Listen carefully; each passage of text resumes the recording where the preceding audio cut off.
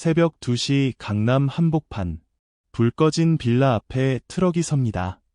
번호판은 가려져 있고 짐은 소리 없이 빠집니다.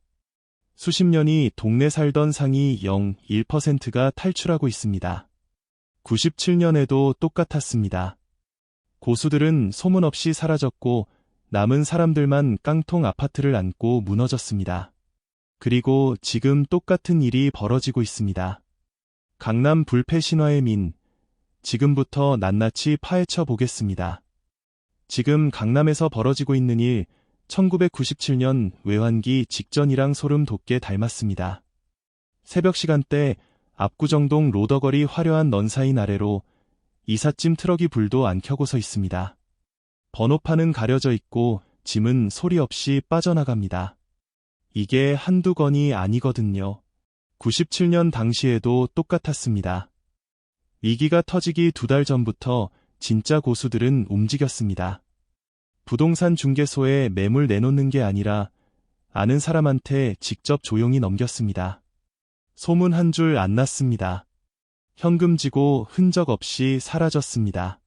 그런데 나머지 사람들은 어땠냐? 나라가 망하겠냐? 강남이 무너지겠냐?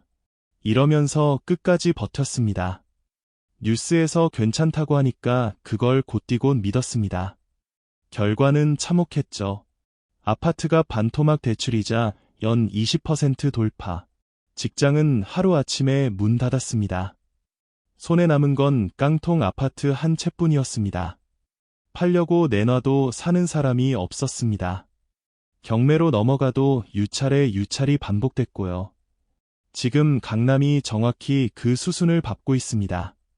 돈 있는 사람들은 또 빠지고 있고 대중은 또 아무것도 모릅니다. 한 가지 더 무서운 게 있습니다. 97년보다 지금이 훨씬 위험하다는 겁니다. 그때는 가계 부채 가위 정도가 아니었거든요. 지금은 부채 총량이 GDP를 넘어섰습니다. 여기에 고금리 상태로 충격이 오면 97년은 예고편에 불과합니다. 서민들은 이자만으로도 허리가 꺾이는데 거기에 집값까지 빠지면 빠져나올 구멍이 없습니다. 97년 IMF 당시 시중은행에서 기업 자금 장부를 심사하고 대출을 집행했습니다. 그런데 대기업 재무 책임자들 겉으로는 우리 회사 재무구조 철강같이 튼튼하다고 홍보했습니다. 은행 심사역들한테도 자신만만하게 프레젠테이션을 했고요. 그런데 뒤로는 뭘 해찼냐? 가족명의 개인 통장에 돈을 모아서 달러로 환전하고 그걸 해외 계좌로 빼돌렸습니다. 앞에서는 웃고 뒤에서는 도망칠 준비를 한 겁니다. 회사가 아니라 자기 가족만 챙긴 거죠. 구체적인 사례 하나 보겠습니다. IMF 공식 발발 2달 전 강남의 빌딩 신무채를 갖고 있던 건설회사 회장이 은행 본점으로 직접 찾아왔습니다. 보통 이런 분들은 비서를 보내거든요. 근데 직접 왔습니다. 모자까지 눌러쓰고 왔습니다. 요구는 간단했습니다. 본점에 보고하지 말고 개인 통장으로 50만 달러를 환전해 달라는 겁니다. 당시 50만 달러면 한화로 4억이 넘는 돈이었습니다. 왜 급하게 달러가 필요하냐는 질문에는 대답도 안 했습니다. 그냥 조용히 해 달라고만 했습니다. 2달 뒤에 그 건설부도 처리됩니다. 회장 부부는 이미 캐나다로 떠난 뒤였고요.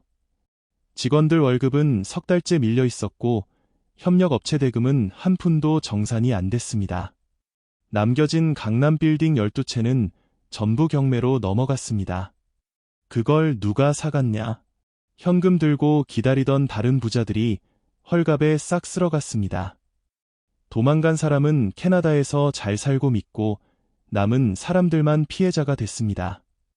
지금 강남에서 벌어지는 새벽 이사, 그때 그 회장의 은밀한 환전이랑 본질이 똑같습니다. IMF 때 자산가들이 버리고 간 부실 자산, 그걸 지금 대중들이 소중한 보물인 줄 알고 품에 안고 있습니다. 부동산 앱 켜보면 내 집값 수십억 찍혀 있으니까 나는 부자다. 이렇게 착각하는 겁니다. 근데 그 숫자 진짜일까요? 호가는 호가일 뿐입니다.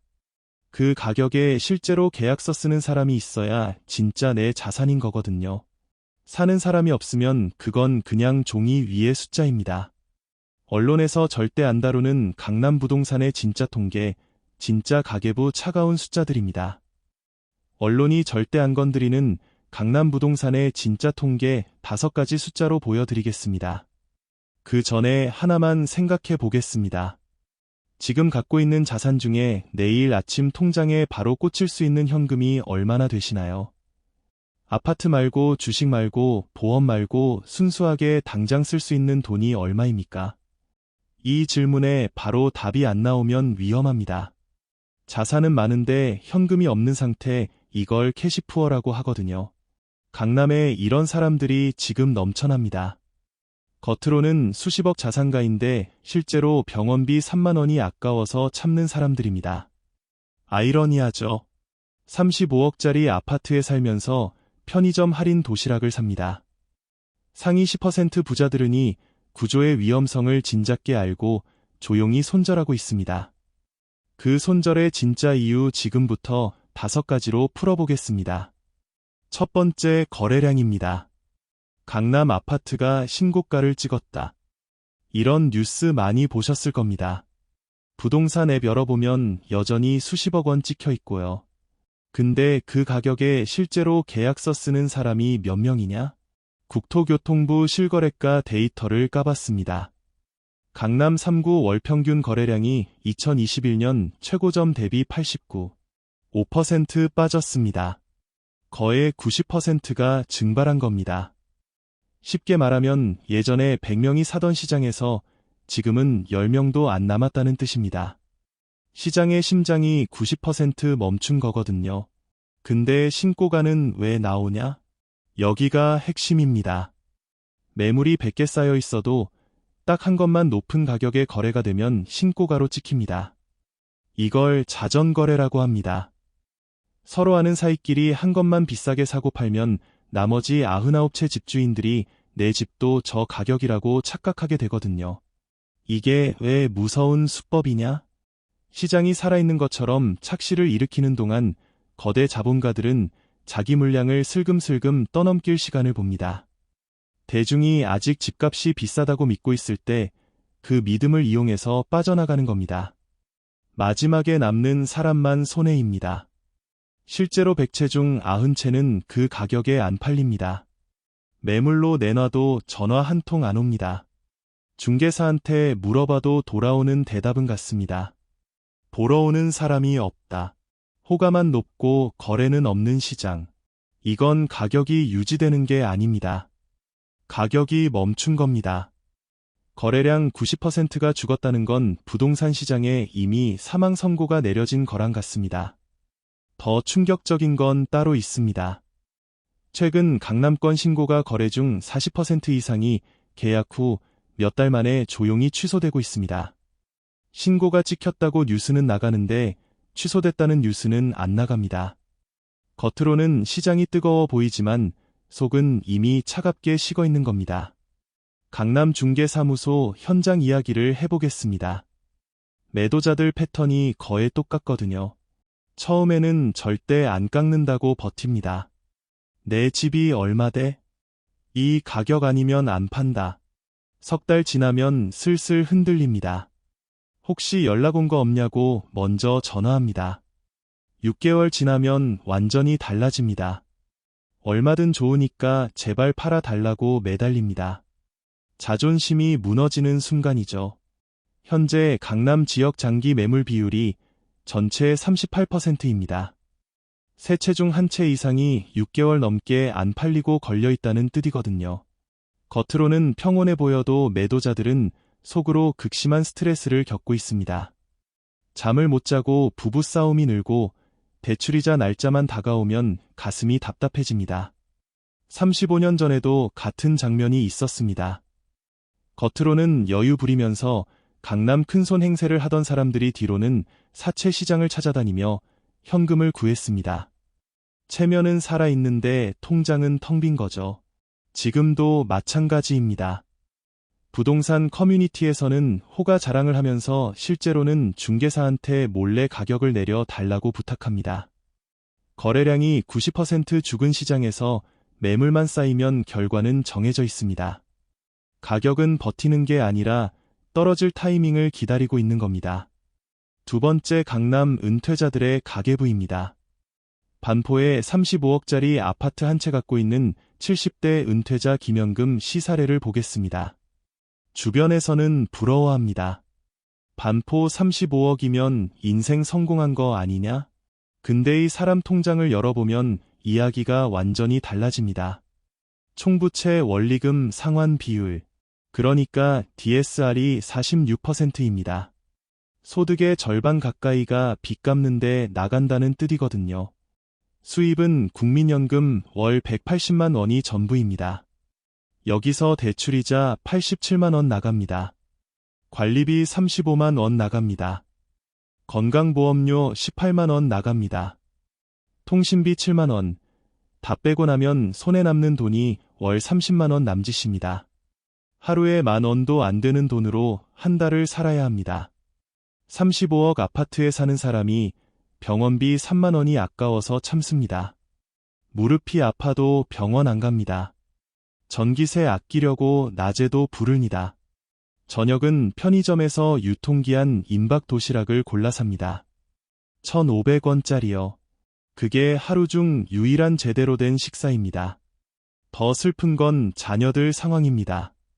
부모가 이렇게 살고 있는 줄 모릅니다. 명절에 와서 얼굴만 보고 과일 하나 놓고 갑니다. 아파트 상속만 기대하고 있는 겁니다. 부모는 부모대로 자식한테 짐이 되기 싫어서 집값 떨어지는 것도 생활이 힘든 것도 숨깁니다. 혼자 앓고 있습니다. DSR 40% 규제에 묶여서 추가 대출도 못 받습니다. 집을 팔자니 거래가 안 되고 버티자니 현금이 없고 선택지가 하나씩 사라지고 있습니다. 황금으로 만든 수의를 입고 굶어 죽는 격이죠. 이게 강남 캐시푸어의 민낯입니다. 김연금 씨 같은 사람이 한두 명이 아닙니다. 숫자로 보겠습니다. 현재 강남 3구주택 담보대출 보유자 중 60대 이상의 부채 연체 위험 지수가 전년 대비 200% 폭등했습니다. 3배가 된 겁니다. 작년까지 간신히 버티던 사람들이 올해 들어줄 줄이 무너지고 있다는 뜻이거든요. 이 통계 뒤에 사람이 있습니다.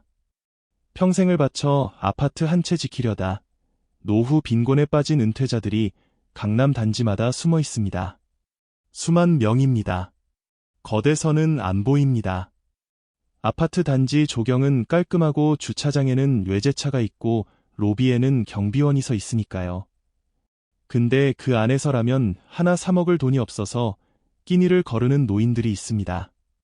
집을 지키기 위해 평생 희생에 찾는데 정작 노후에 남은 건 매달 돌아오는 이자 고지서뿐인 겁니다. 젊었을 때는 집 사느라 여행 한번 못 갔고 아이들 학원비 대느라 예식 한번 못 했습니다.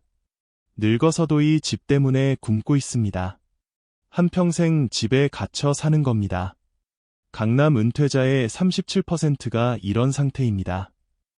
10명 중 4명 가까이가 집이라는 숫자에 갇혀서 실제 삶은 빈곤층과 다를 게 없습니다. 부동산 앱에 찍힌 35억은 팔리지 않는 허상이고 통장에 찍힌 30만 원이 사람들의 진짜 현실입니다. 세 번째, 법인들 이야기입니다. 강남에 부동산 갖고 있는 법인들 원래 절세 목적으로 만든 곳이 많거든요. 개인 명의로 갖고 있으면 세금이 너무 세니까 법인을 세워서 건물을 넣은 겁니다.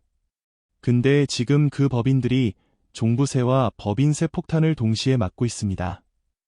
은행 대출은 DSR 규제로 꽉 막혀 있고 이자율은 예전에 3배로 뛰었습니다. 돈 빌릴 데가 없어진 겁니다. 그래서 어디로 가냐? 명동 사채 시장입니다. 연율 20%가 넘는 돈을 끌어다가 세금을 막고 있습니다. 월로 따지면 이자만 수백만 원씩 나가는 구조거든요. 이런 법인 매물이 강남에만 수천 건입니다. 시장 붕괴의 뇌관이 바로 여기에 깔려 있습니다. 사례 하나 보겠습니다.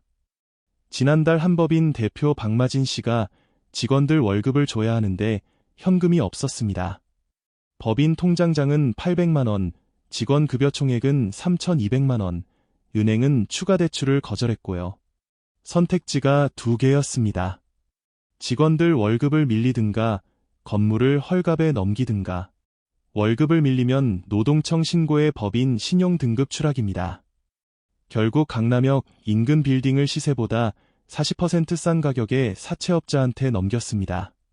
시세 50억짜리 건물을 30억에 판 겁니다. 20억이 하루아침에 증발했습니다. 고급 외제차 타고 다니면서 회장님 소리 듣던 사람이 현금 5억을 구하지 못해서 벌어진 일입니다. 절세하려고 만든 법인이 오히려 세금 폭탄의 표적이 됐고 그 폭탄을 막으려고 사채를 쓰다가 건물까지 날린 겁니다. 강남법인 자산가들 상당수가 지금이 수순을 밟고 있습니다. 사채의 진짜 무서운 점은이자 구조입니다. 월 2% 언뜻 보면 별것 아닌 것 같습니다. 근데 계약서 구석에 복리 조항이 숨어 있거든요. 복리가 뭐냐? 이제 이자가 붙는 겁니다. 원금 5억에 월 2%면 첫 달 이자가 1천만 원입니다. 근데 이걸 못 내면 다음 달에는 5억 1천만 원에 대해 2%가 붙습니다. 그 다음 달은 또 불어한 금액에 2%가 붙고요. 석 달이면 이자가 원금을 넘깁니다. 반년이면 빚이 2배가 됩니다. 1년이면 원금의 4배 가까이 불어납니다. 달콤한 월 2%가 석 달 만에 목을 조르는 올가미로 바뀌는 겁니다. 처음에는 이자만 내면 되니까 괜찮다고 생각합니다. 근데 임대 수익이 빠지거나 세금 고지서가 한 장 더 날아오는 순간 이자를 못 냅니다. 한 달만 밀려도 복리가 작동하기 시작하고 거기서부터는 속도를 못 따라갑니다.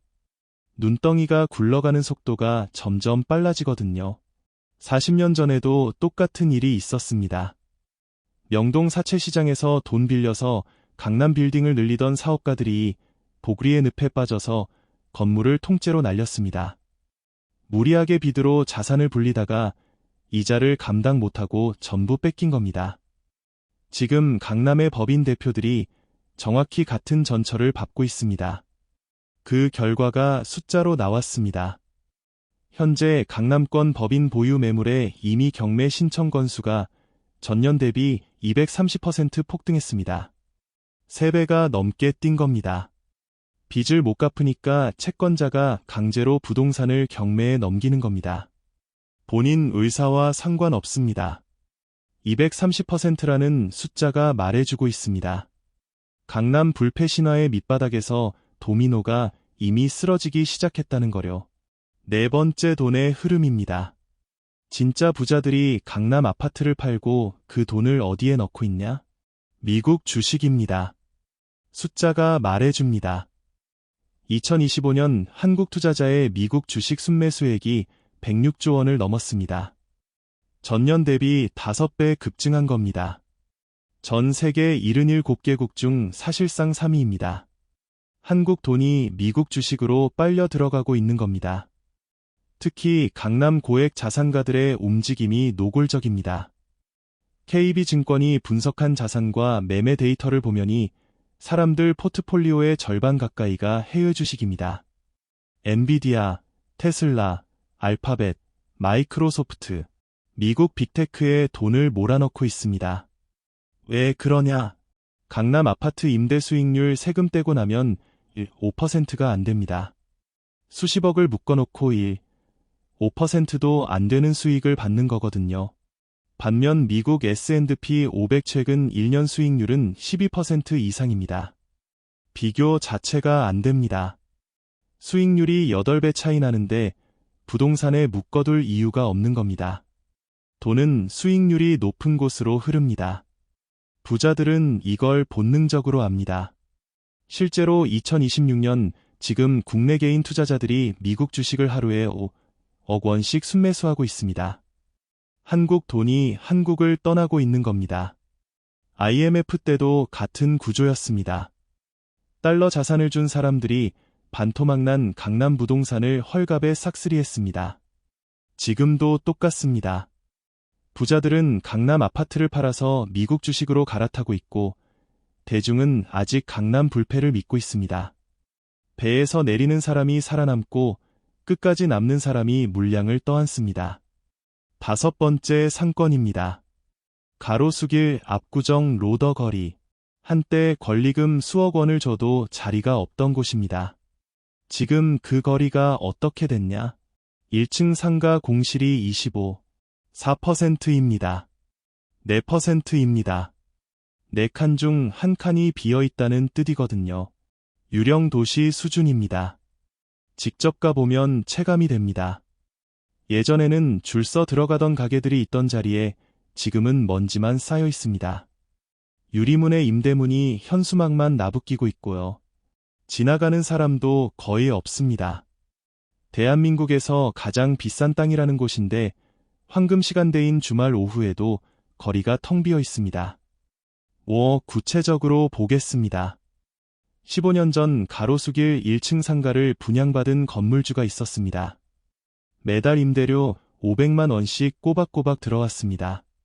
황금알을 낳는 거이였죠. 근데 2년 전부터 세입자가 나가기 시작했습니다. 새 세입자를 구하려고 보증금을 반으로 내렸습니다.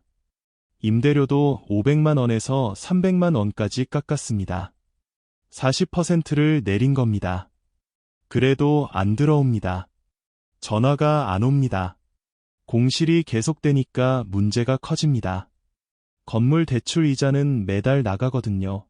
임대 수익이 끊겼으니 이자를 막을 돈이 없습니다. 결국 아파트를 담보로 추가 대출을 받았습니다. 한가 비아파트 빚으로 막는 겁니다. 매달 빚이 늘어납니다. 한때 황금알을 낳다 거위가 이제는 건물주 목을 조르는 올가미가 된 겁니다. 이런 건물주가 한둘이 아닙니다. 25%라는 공실 뒤에 수천 명의 건물주가 같은 고통을 겪고 있습니다.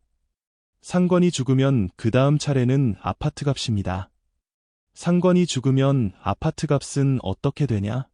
냉정한 경제 법칙이 있습니다. 상권이 무너지면 유동인구가 사라집니다. 유동인구가 사라지면 지역의 매력도가 떨어집니다. 매력도가 떨어지면 사람들이 안 옵니다. 사람이 안 오면 집값이 빠집니다. 이건 외회가 없습니다. 40년 금융 현장을 지켜본 결과 상권 붕괴 후 1년 안에 인근 아파트 값이 안 떨어진 적이 단 한 번도 없었습니다. 단 한 번도요. 상권이 죽는데 아파트 값만 오를 거라는 건 미신입니다. 해가 지는데 기온이 올라갈 거라고 믿는 거랑 같습니다. 지금 압구정동 현장을 보겠습니다. 황금 시간대에도 지나가는 사람이 거의 없습니다. 한때 사람들로 북적이던 거리가 텅 비어 있습니다. 더 충격적인 건 상가 유리창에 붙어 있는 안내문입니다. 보증금 없이 월세만 내라는 겁니다. 건물주가 보증금을 포기한 겁니다. 대한민국 부의 상징이라는 압구정동에서 건물주가 보증금을 포기하고 세입자를 구걸하는 상황입니다. 예전 같으면 상상도 못할 일이죠. 이게 무슨 뜻이냐? 임대시장이 완전히 무너졌다는 겁니다. 보증금을 포기해도 안 들어온다는 건 그 상권이 사실상 사망했다는 선고거든요. 25%의 빈상가들이 내뿜는 서늘한 기운이 조만간 거주민들의 거실까지 들이닥칠 겁니다. 상가가 비면 편의시설이 줄고 편의시설이 줄면 생활 인프라가 무너지고 생활 인프라가 무너지면 사람들이 떠나기 시작합니다. 그때부터 매물이 쏟아집니다. 이 도미노가 시작되면 아파트 값은 못 버팁니다. 상권 몰락한 가운데서 아파트 값만 오를 거라는 믿음. 그건 환상입니다. 그러면 어떻게 해야 하냐?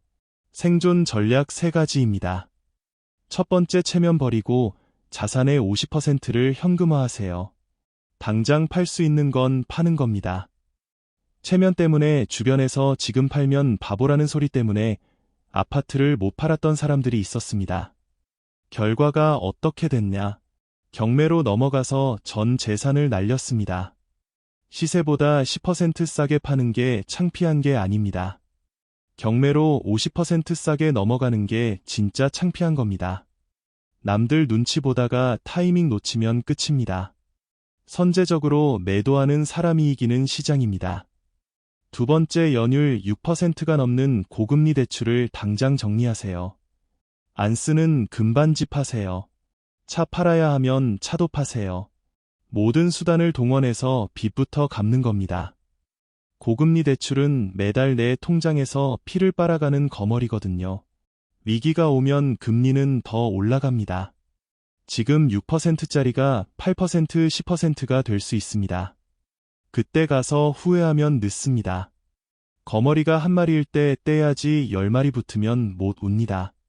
세 번째, 현금을 쥐고 기다리세요. 사냥꾼의 자세입니다. 강남 아파트 경매 낙찰가율이 70% 아래로 떨어지는 순간이 옵니다. 그때가 진짜 기회입니다. IMF 때 전 재산을 현금화하고 기다렸던 사람들이 있었습니다. 남들이 공포에 떨며 투매할 때 헐값에 강남 부동산을 사들였습니다. 자산이 10배가 됐습니다. 그 사람들은 천재가 아니었습니다. 그냥 현금을 쥐고 참은 겁니다. 지금 급하게 사는 사람이 호구이고 현금 들고 기다리는 사람이 사냥꾼입니다. 반값을 낮추고 기다리세요. 정리하겠습니다. 거래량 90% 증발, 연체 위험 지수 200% 폭등, 법인 경매 230% 폭등, 공실 25%. 이 숫자들이 거대한 위기를 경고하고 있습니다. 강남에 집 있는 분들 체면 버리고 현금 확보하세요. 집 없는 분들 지금 무리해서 사지 마세요. 빚내서 뛰어들면 그게 제일 위험합니다. 현금 쥐고 기다리세요. 위기 뒤에는 반드시 기회가 옵니다. 그때 움직이는 겁니다. 여러분은 강남 부동산 앞으로 어떻게 될 거라고 보시나요? 진짜 바닥이 올 때까지 더 떨어질까요? 아니면 슬슬 줍줍 타이밍이 온 걸까요? 부동산은 결국 공포가 지배할 때 냉정하게 숫자를 들여다보는 사람이 기회를 잡는 게임이거든요. 뉴스 헤드라인에 휘둘리지 말고 그 뒤에 숨어있는 진짜 돈의 흐름을 읽어야 내 자산을 지킬 수 있다는 거 꼭 기억하세요. 오늘 영상 도움됐다 싶으면 시원하게 좋아요 한번 꼭 눌러주시고요. 부동산 관련해서 궁금한 거 있으면 댓글로 남겨주세요. 제가 또 밤새고 체크해서 다음 영상으로 가져올게요. 구독이랑 알림 설정 꼭 해두시고 우리 다 같이 살아남읍시다.